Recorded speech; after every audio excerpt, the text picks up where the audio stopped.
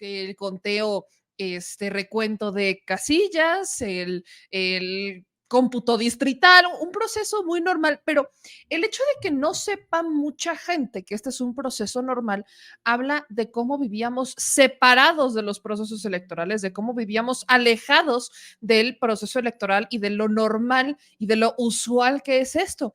Yo les ponía como ejemplo lo que pasó en el 2018, cuando en ese momento, en la elección del 2018, la elección de Andrés Manuel López Obrador, hubo un cómputo del 75% y no se movió ni un cero se movió.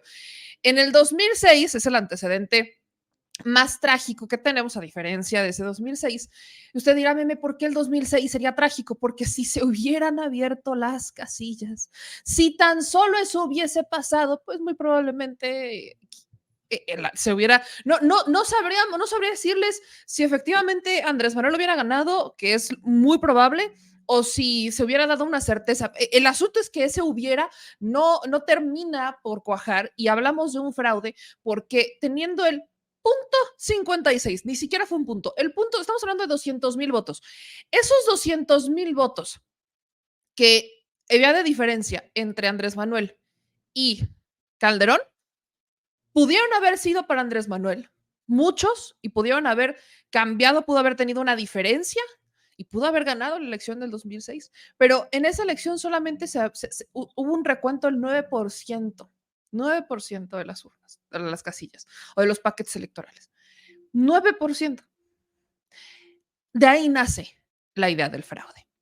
Así que en este programa vamos a intentar explicarles a los que todavía podrían tener dudas, porque veo mucho despistado por los senderos del México, creer que en realidad estamos ante una elección de fraude y que este recuento del Instituto Nacional Electoral es algo completamente atípico, cuando en realidad no lo es. Y para eso le agradezco muchísimo a Álvaro Arreola, que es experto electoral y que es pionero en la investigación electoral, para que nos ayude si es que quedaran dudas, si es que lo que le dijo la consejera presidenta del INE no quedó claro. Es más, si lo que ha dicho Lorenzo Córdoba no le ha quedado claro, aquí vamos a resolver esas dudas. Querido Álvaro, muchas gracias por la paciencia. ¿Cómo estás? Hola, ¿qué tal? Buenas noches, meme. Muy bien. Oye, Álvaro, partamos por el inicio. ¿Cómo viste el proceso electoral? Estamos hablando de una victoria para Morena a nivel nacional y también en los estados, bastante abrumadora. Creo que todavía no se reponen, sobre todo en la mesa de lágrimas de Atypical TV, que se ha vuelto nuestro nuevo placer culposo. Pero es muy interesante, como por ejemplo estados como Yucatán, donde no pensábamos una victoria de Morena o no la teníamos tan presente, hay una victoria de Morena. En estados como Puebla, mi estado ganó todo, así, Todo. no, gobernador, presidente municipal, diputados federales, diputados locales, o sea, fue así como cómodamente, vámonos, lo decía hace rato, incluso en mi distrito, el más panista de la capital, ganó Morena. Eso quiere decir que hay mucho morenista de closet por ahí. Entonces, ¿qué es lo que pasa con este proceso, con estos resultados, Álvaro? Bueno, mira, yo creo que son resultados y tal vez se ha repetido en varios espacios, sobre todo los espacios alternativos de comunicación como el tuyo, que estas elecciones son verdaderamente históricas. Pero yo subrayaría lo de histórico sobre todo por dos cosas, o varias más, pero si nos da tiempo lo podremos explicar mejor. En primer lugar, es la primera elección desde 1911, una sucesión presidencial, una elección presidencial, por primera vez desde hace 113 años, que se hace en las condiciones más libres, equitativas, igualitarias. Es decir, en una palabra, es una elección que responde a los criterios más exigentes de la democracia occidental. Es la expresión popular más libre e independiente que se haya visto en la historia mexicana en una elección. Número dos, esta elección es así porque por primera vez el Estado mexicano fue un observador más. Me refiero sobre todo al papel que jugó históricamente en las elecciones el Poder Ejecutivo Federal, que intervenía totalmente en ellas hasta 2018. Esta sesión presidencial, por primera vez, el Ejecutivo se hace a un lado, no utiliza todas las herramientas metaconstitucionales que tiene y que puede, vamos, maniobrarlas en cualquier momento. No lo hizo, y los únicos recursos públicos que se utilizaron fueron los que los partidos políticos tuvieron y se gastaron como ellos quisieron. No hubo recursos públicos por primera vez en una elección presidencial. Esto es algo verdaderamente sorpresivo y maravilloso, porque estamos siendo testigos de una elección que cumple exactamente los parámetros más exigentes de los organismos internacionales más ortodoxos que puede haber en los procesos democráticos. No es cualquier cosa que el presidente de los Estados Unidos o el embajador de los Estados Unidos en México hayan señalado con precisión de que esta era una elección ejemplar, sobre todo por la calidad y la igualdad de los participantes. Esto es, creo que, muy importante, y es lo primero que te podría decir. Es una elección en la que nos debería dar satisfacción a todos los mexicanos, a mí particularmente, porque es la primera, bueno, en los últimos 5 años he visto varias en donde este es el escenario, pero en mi juventud vi fraude tras fraude, maquinaria del Estado que se utilizaba para defraudar el voto y para hacerse presente en todos y cada uno de los espacios de poder. Con alianzas, entonces el Partido de Revolución Institucional, aliado desde entonces con una oposición a modo que representó el Partido de Acción Nacional, ganaba. Esta es una nueva historia, Meme. Es una nueva historia que estamos presenciando y que hay mucho de qué hablar y muchas cosas que decir al respecto. Álvaro, ahí quiero hacer un primer énfasis, porque del lado de Marco Cortés, Alejandro Moreno Cárdenas, Xóchitl Gálvez, o sea, todos los partidos de oposición insisten en que, uno, esta fue una elección de Estado, pese a que el propio Lorenzo de Córdoba Saile dice, no saben ni de qué están hablando, elección de Estado no fue. Aún así, la respuesta es, Lorenzo se vendió. Dicen, el presidente, esta fue una elección inequitativa, no hubo piso parejo porque el presidente desde que empezó su administración, usó las mañaneras para tambalear el piso, y entonces dicen tal cual que las mañaneras son la herramienta con la que el presidente incidió en la elección. Yo tengo otros datos, pero tú como experto electoral, ¿qué tanto el presidente con las mañaneras, el que el presidente le haya alzado la mano a Claudia Sheinbaum, que es de lo que se han quejado desde el día 1 de este proceso, bastante largo públicamente, pero no en lo interno, es de los procesos más normales, solamente que hoy fue muy al aire libre? ¿Qué es lo que tú como experto podrías decir? Bueno, quizás el presidente aquí sí, en esto sí no estuvo bien, o definitivamente la oposición solamente está buscando ver qué tipo de medicina o ver qué tipo de analgésico utilizan para calmar los ánimos de aquellos que les están, o de aquellos a los que le quedaron mal. Mira, yo creo que la respuesta es múltiple, pero tendríamos que decir algo, Meme. Son 3 partidos en alianza, el PAN, el PRI y el PRD, que ahora juzgan severamente el habla, la voz, la narración, la información, el sentir de un presidente de la República. Son 3 partidos que derrocharon, como lo hemos visto, como hemos sido testigos los mexicanos, toda su historia. Alcanzaron un sitio de honor en algún momento, hasta hace 20, quizá menos, un poco menos, tenían un reconocimiento el Partido de Acción Nacional y el mismo Partido Revolucionario Institucional. Un patrimonio moral que vinieron perdiendo aceleradamente en las últimas 2 o 3 décadas. De ahí, pues, que, por ejemplo, el Partido de la Revolución Democrática, honorable partido y que aportó a la historia mexicana, sobre todo a partir de 1989 que se creó muchas cosas. El Partido Acción Nacional igualmente, un partido que los académicos más serios señalaron siempre como un ejemplo de lealtad institucional. Y bueno, y el Partido Revolucionario Institucional, el cual construyó muchas de las cosas e instituciones políticas que tenemos. Pero lo que es cierto es que derrocharon todo su prestigio aceleradamente en este siglo XXI. Desde el año 2000 hasta el 2018 que perdieron, los 3 partidos terminaron sin militantes, terminaron sin prestigio y obviamente terminaron sin votantes. Uno ya perdió el registro, otro, el PRI, tiene 9% de la votación. Se convirtió ya en la 4ª fuerza política nacional. Esto es grave para una historia de un partido. Está en una aceleradísima y obvia destrucción.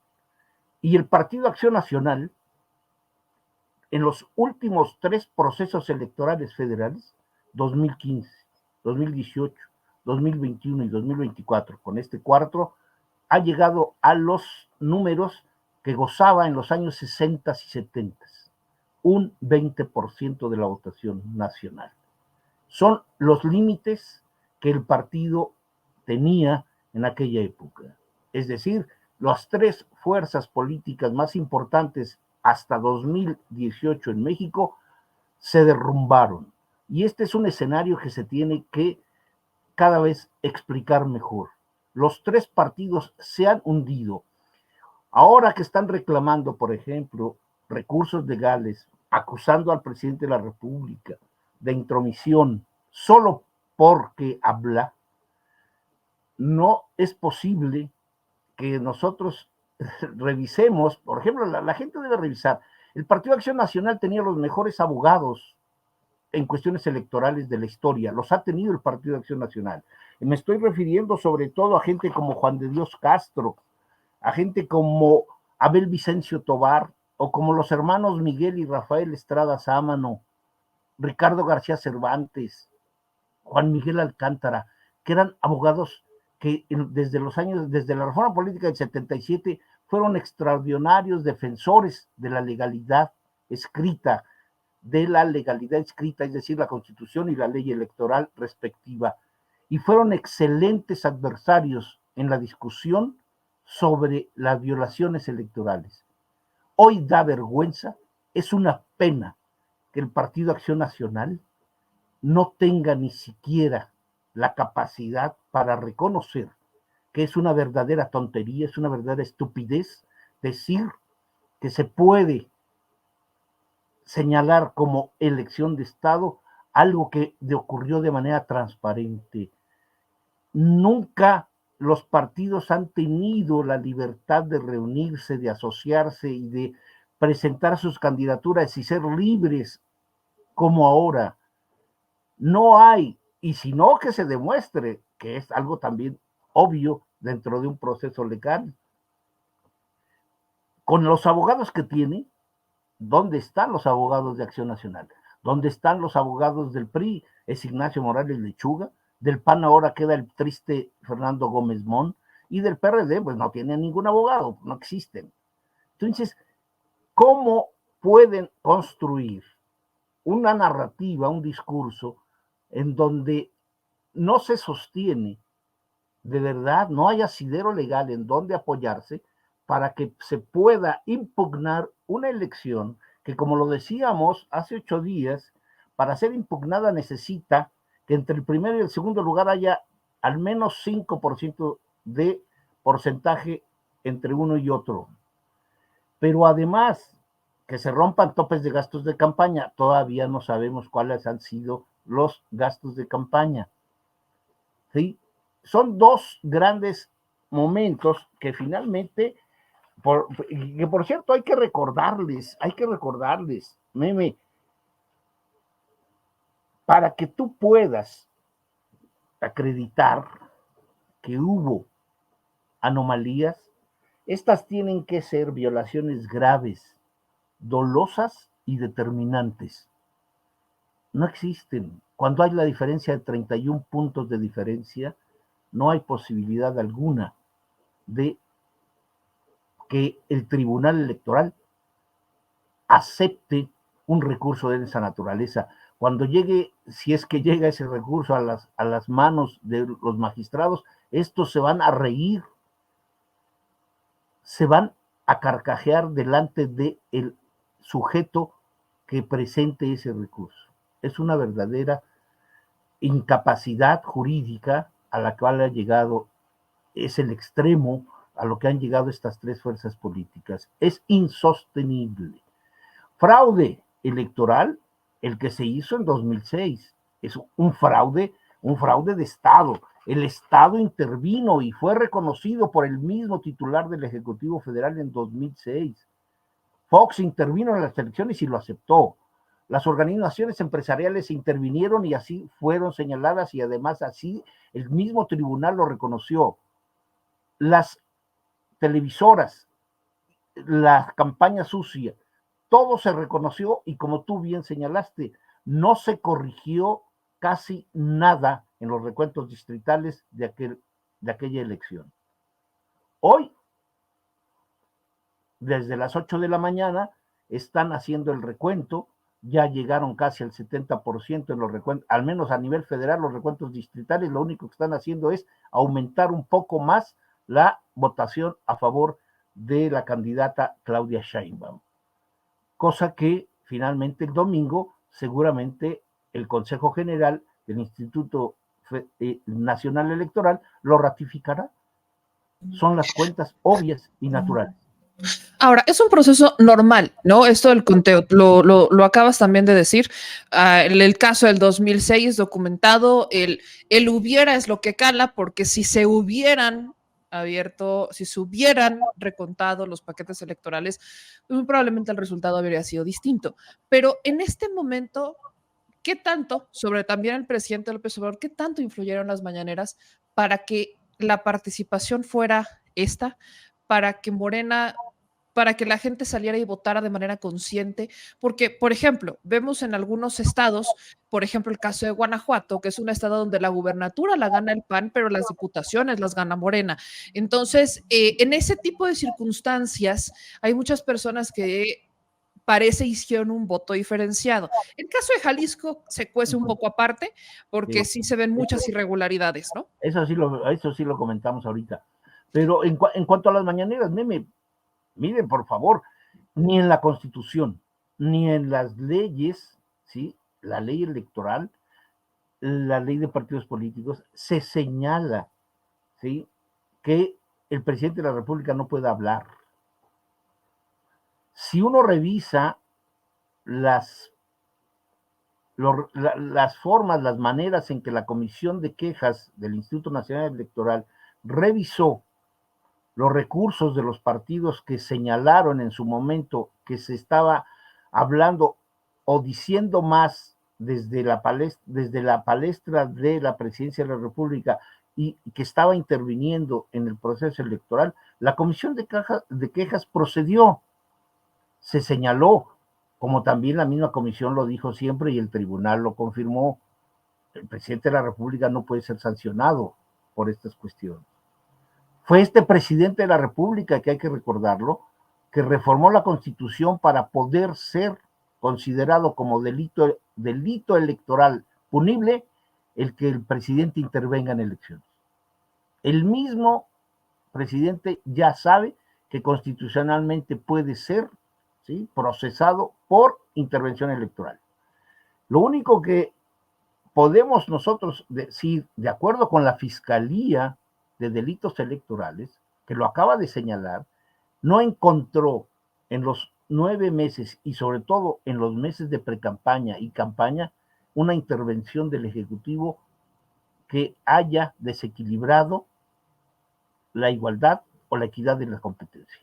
No existe. No hay ninguna acusación, ninguna prueba que se pueda ser revisada por la misma fiscalía y como seguramente lo revisará también el tribunal. Lo que sí ha habido, y todos lo hemos conocido, es de que la Comisión de Quejas le ha llamado la atención al presidente de la República por 2 o 3 mañaneras en donde se cometió el error de señalar, de imputar a un partido o se habló de una candidata, etcétera, y fácilmente se corrigió, no se volvió a repetir. Durante meses el presidente de la República se abstuvo de nombrar un partido político, se abstuvo de nombrar a quienes participaban en las contiendas y de lo que no se privó como cualquier político en el mundo nadie deja de hablar de lo que está sucediendo en la política de su país. Se pueden revisar todos los periódicos y se puede revisar todo. No hay ninguna limitación. Estados Unidos, Canadá, en fin, no hay nada. Y en el caso mexicano, para que toda la gente quede convencida, revise por favor la Constitución, artículo 6, el artículo 7 y el artículo 134, que solamente habla de que no haya propaganda personalizada en el proceso de los funcionarios públicos. No hay gobernadores que hayan participado y aquel que lo hizo fue llamado a cuentas por la Comisión de Quejas. ¿Sí? Entonces, castigos, pues no los hay, no existen dentro de la ley, no hay manera de identificar, y si lo hay, que lo prueben. Se tiene que probar que hay recursos públicos. Si se demuestra eso, bueno, pues finalmente para eso está la autoridad y la sanción posible. Lo que sí yo no encuentro en todos los 9, 10 meses que vimos desde precampañas y campañas, no encuentro recursos del Estado que hayan sido destinados a un partido o a un candidato, como se hacía todavía hasta la elección del 2018. Esto no se encuentra. De ahí pues que uno pueda también entender la postura tanto del titular del Ejecutivo Federal como de la candidata vencedora en la elección presidencial, de que dicen, pues ábranse todos los paquetes. Ábranse todos los paquetes. La elección fue limpia. Y si hay algo sucio, saldrá como siempre. No hay, creo que hay ningún riesgo. Yo creo que no se violó el 134 con la mañanera. Al contrario, es un modelo de información novedoso, muy, muy novedoso en la historia de la comunicación mexicana. Ahora yo creo que es el reto de la próxima, pero bueno, es otro tema. Lo que sí yo creo es de que no encuentro que haya desequilibrado o que haya roto precisamente lo que los contendientes pedían siempre del Ejecutivo, que no se metiera. El señor no se metió, el señor nunca habló, nunca dijo a favor, estoy a favor de. Defendió su programa de gobierno en las mañaneras como lo ha defendido desde que inició su gobierno. Era para hablar de lo que estaba haciendo y hasta el día de hoy está acometiendo soluciones para la cuestión de la salud, como para la educación, etcétera, etcétera, etcétera. ¿Sí? Álvaro, ahora quiero en particular hacerte esta pregunta que pareciera chiste, pero es pregunta. El PRD pierde registro. El PRD, si pierde el registro, ¿qué pasa con los diputados? Si es que hubo electos, que hasta donde yo me quedé, no. Pero ¿qué pasa si pierde el registro? ¿Tendrá o no alguna representación? Te lo pregunto por lo que decía la consejera presidenta del INE, lo de los máximos y los mínimos, que marcaban entre 0 y 2 diputados del PRD, ¿no? Entonces, la duda es, ¿qué va a pasar ahora que el PRD pierde este registro? ¿Qué va a pasar con esa representación? Y sobre todo, ¿qué tan lógico resulta para ti el actuar de la oposición con todo lo que nos has explicado, que con 30 puntos de diferencia se atrevieron a salir el día de la elección a decir que habían ganado? Yo entiendo que es como la tradición partidista, es como de termina elección y como bonita tradición todos salimos y decimos que ganamos, pero con 30 puntos de diferencia, cuando ninguna encuesta marcaba algo distinto, salvo Basi Poller, que la encuesta llega, ¿con qué cara salen y dices? O sea, esa estrategia, en cuanto a estrategia política, en cuanto a estrategia electoral, no me cabe en la cabeza los ridículos que se dieron durante todo el proceso, que hasta pareciera ingenuidad de estos personajes que tienen toda una vida en la política. Alejandro Moreno Cárdenas, Marco Cortés, Jesús Zambrano, hasta parecieran ingenuos. No quiero pensar que fue ingenuidad, pero electoralmente, ¿a qué responde esto? Y hablemos, por supuesto, de la derrota, la histórica derrota del PRD, que ahora sus chalecos pasarán a ser de colección. Mira, son 3 dirigentes de partido mediocres. Son 3 dirigentes que no tienen la calidad política de los antecesores en esos propios partidos. Son de mediano nivel. Son lo que en la escuela todos sabemos, son los burros. Son los burros que conocemos en la primaria, en la secundaria, en la preparatoria, en la universidad. Quien haya asistido a todos estos centros sabe que siempre va a haber aplicados y burros. Y estos 3 dirigentes son una expresión precisamente de la incapacidad, de la nula preparación, por más dirigentes nacionales que sean de estos partidos. Son una vergüenza para la historia de cada uno de estos 3 partidos. Ni Zambrano, ni Moreno, ni Cortés son equiparables. Y no voy a decir uno a uno de estas organizaciones, pero por ejemplo, los fundadores del Partido de la Revolución Democrática se llaman Porfirio Muñoz Ledo y Cuauhtémoc Cárdenas. Los fundadores y luego hacedores de las mejores prácticas que tuvo el Partido de la Revolución Institucional se identifican con gente como Jesús Reinceroles, como el mismo Porfirio Muñoz Ledo, ¿sí? Como Plutarco Elías Calles, y del Partido de Acción Nacional, este señor Cortés, ¿qué tiene que ver con Luis H. Álvarez, con Manuel Gómez Morín?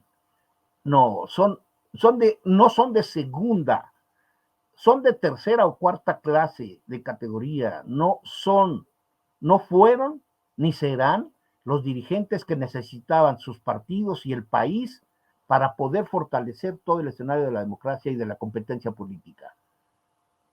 Son incapaces y los resultados son desgraciadamente como para decirles, señores, deben de salir por esta puerta de atrás porque ustedes avergüenzan a la historia política, moral de nuestras organizaciones partidistas. Los tres, lo mínimo que deberían de decir es, gracias señores, no voy a ser ya diputado, me voy a España acompañando a mis otros queridos expresidentes, me voy a hacer más riqueza vendiendo que no sé qué cosa, pero como políticos profesionales no tuvieron la capacidad para obtener esa categoría. Son inservibles hoy al final de la jornada. Son 3 dirigentes que no tienen nada que ver con la historia de esas 3 fuerzas políticas. Y otra cosa, Meme, todos los contendientes, a propósito, y de nueva cuenta con lo de la mañanera y el presidente de la República, todos los contendientes en esta elección tuvieron acceso completo a los medios de comunicación privados y públicos, pero tuvieron algo más importante, la libertad de expresión, como nunca se le mentó la madre al presidente, al titular del Ejecutivo Federal, no hubo ningún respeto, se olvidaron de la lealtad institucional las fuerzas políticas. Incólume, el Poder Ejecutivo Federal no respondió de una manera que uno diría, ¿por qué no responde? Pudieron haber sido enjuiciados. No lo hizo bajo la idea de que, y la máxima democrática es la libertad de expresión. Se ha respetado como nunca la libertad de expresión en un periodo gubernamental. Esto es algo que ahora los mexicanos tenemos que valorar para que no se nos quite ni un ápice. La libertad de expresión es algo fundamental y estos señores y estos candidatos todos lo tuvieron. Más de uno de nosotros escuchó cómo se pendejeaba y se mentaba la madre a el titular del Ejecutivo Federal. Curiosamente, era el adversario a vencer y no la candidata ganadora en la elección. Es algo que verdaderamente concluyo diciendo que es eso, es la incapacidad de 3 organizaciones que depositaron su confianza no en los militantes, no en su ideología, no en sus principios, no en sus estatutos, los violaron constantemente estos 3 partidos y se pusieron a las órdenes de empresarios. Los empresarios, Claudia X González a la cabeza, ¿sí?, dirigieron a los 3 partidos históricos de este país. Es algo verdaderamente increíble. Habrá que escribir mucho sobre ello, pero apunto esto como algo verdaderamente inédito. Álvaro, me queda claro que tú vas a tener una chamba importante con esa parte de la escritura, porque, o sea, imagínate, es que eso sí es histórico. Tienes 3 partidos que tienen una historia profundísima, que tienen un origen distinto y muy profundo y un origen muy, muy legítimo, el origen del PRD, el origen del PRI como partido histórico, además, el propio Partido Acción Nacional. Y hoy ninguno de los 3 representa su origen. Es más, intentan cambiar de ideología para ver si ahora sí amarran la ideología que deberían de amarrar, o intentaron disfrazarse de color de rosa porque sabían que sus 3 partidos estaban, pero eran los partidos más reprobados por los que la gente no quería votar, y eso se vio reflejado en las urnas y lo subestimaron. Aunado a esto. Pero meme, la población lo vio, los logos el logo del PAN, del PRI y del PRD se escondían en las pancartas, se escondían en toda la propaganda política que uno vio en toda la República. Yo recorrí más de 15 entidades federativas y eran escondidos los lugares en donde tenían los símbolos de los partidos. Era el candidato y no los partidos. Y luego no se pueden quejar, la gente votaba por algún candidato, pero ya no sabía si eran de los partidos, no había una defensa, no defendían a su partido, defendían a X o Y. Esto fue un problema grave, es un problema grave. ¿Cómo huyes de tu historia? No, bueno, ¿sí? Huyeron de su historia y huyeron de la realidad. La subestimaron a tal grado que hoy están dando un golpe de realidad.